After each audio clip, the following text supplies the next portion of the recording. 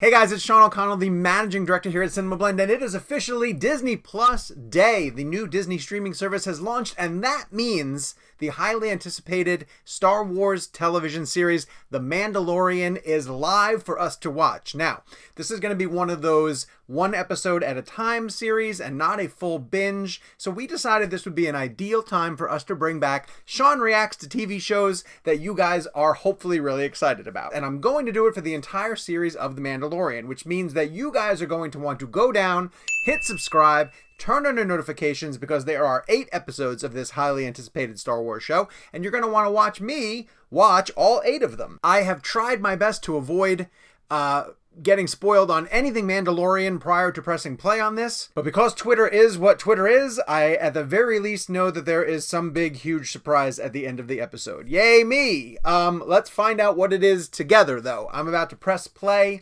on The Mandalorian, and you guys can watch me react to the first episode, titled Chapter 1.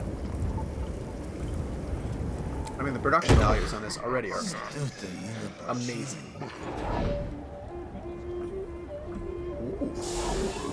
What's that theme? I like that theme music. Ubahasa.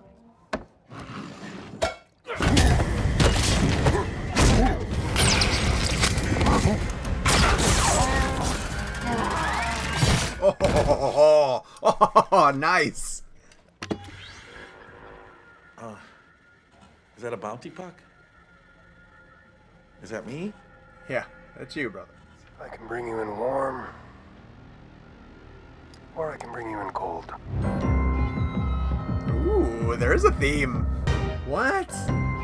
All right, let's start analyzing episode 1 of The Mandalorian, which was just delightful. And what it managed to do that other Star Wars stories have not really done for me just yet was I forgot I was watching a Star Wars story. Whether it be a movie or a TV show, and honestly, the last time that this happened was because of Filoni also. It was when I was watching Star Wars Rebels. Like, I started watching Star Wars Rebels with my sons, and we were a couple episodes into it when I was like, wow, this really, for the first time in a really long time, this just feels like a Star Wars story. Like, I was enamored with the story, and I loved the characters, and there has been a disconnect with Force Awakens and Last Jedi and even Rogue One, where the entire time I was watching it, I was always like, I'm aware that I'm watching something that people want us to think is Star Wars. And I didn't get into the stories as much or care as much about the characters. I was always just like, I'm absorbing the new Star Wars product.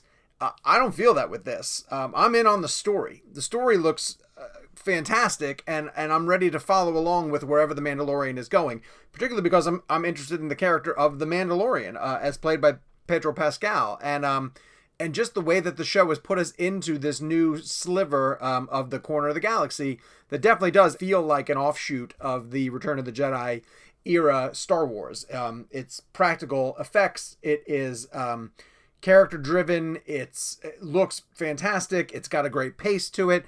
Ludwig Göransson has done the score, and the score is incredible. I love the score. I'm all in on the score.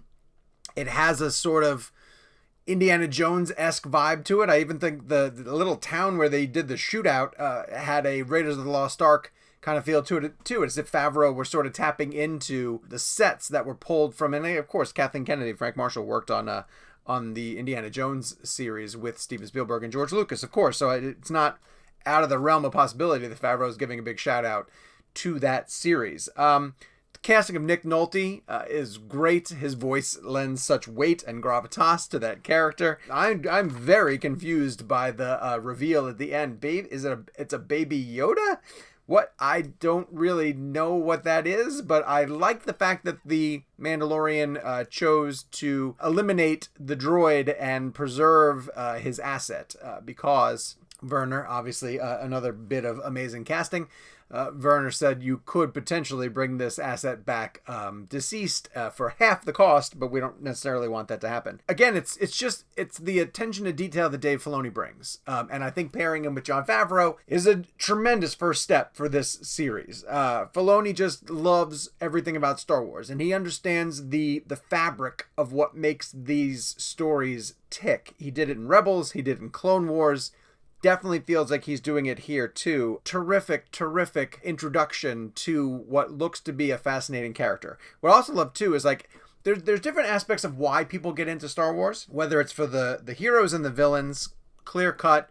You're into the Luke Skywalker story, you love Han Solo, you want to trace Darth Vader, you're interested in potentially where we're going with Kylo Ren, or even Snoke, which ended up becoming a mystery that wasn't necessarily resolved, or could potentially be, depending on where JJ goes. The reason why Darth Maul stands out. The heroes and the villains are always sort of like that surface level thing that we love about Star Wars. But then diehards really get into two things that so far The Mandalorian has really delivered on. Creature design, being able to, like, there's a reason why the cantina scene is so popular, right? Because like you're stepping into a world without any real explanation, and you're just getting immersed immediately into it. And you're seeing all these amazingly designed creatures that you have never seen before. And Mandalorian seems to have that right off the bat with that creature that jumps out of the ice to attack his ship, and just a few other designs that we saw throughout from the first bounty that he sort of brings in.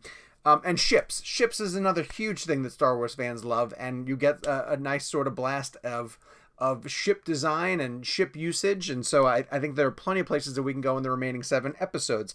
I loved the discussion of the legacy of the bounty hunters, the suggestion of the Great Purge, a little bit of hint of his backstory. I almost don't want to know too much. He has a bit of that Clint Eastwood man with no name vibe, and I think the more that we learn about him, the less interesting he might potentially be. I might feel different about that as the episodes go on, but the way that they're getting into it, it has that sort of Return of the Jedi feel. It has a little bit of a Rogue One sort of return to glory of the Star Wars days. And listen, if the goal of the first episode was to get me hooked on where the Mandalorian is going, mission accomplished. That was great. I hope you guys liked the reaction. I can't wait to see where the reveal at the end of the episode goes. Thankfully, we won't have too long to wait. The new episode is going to be coming out in a couple of days, and I will be right back here reacting to episode 2 of The Mandalorian. Go down in the comment section. Let me know what you guys thought about it. Did you like the episode 2? Is it a show that you're going to stick around with? Let me know what you thought about the reaction video too. What else do you want from me? I mean, people are going to yell at me because of the notes. If you didn't watch my Game of Thrones videos, you might not know that I take notes as I watch different stuff. I'm not looking away from the screen for very, very long, but every once in a while I'm going to look down, take notes, and believe me, I heard about it from the Game of Thrones fans. They didn't love it. But that's how I do it, and hopefully you guys don't mind and you stick around along for the journey on The Mandalorian. To make sure that you do not miss my reaction video to The Mandalorian Episode 2, hit subscribe, turn on your notifications. As soon as we post the video on CinemaBlend's YouTube page, you'll get an alert. You'll be able to come watch me watch The Mandalorian.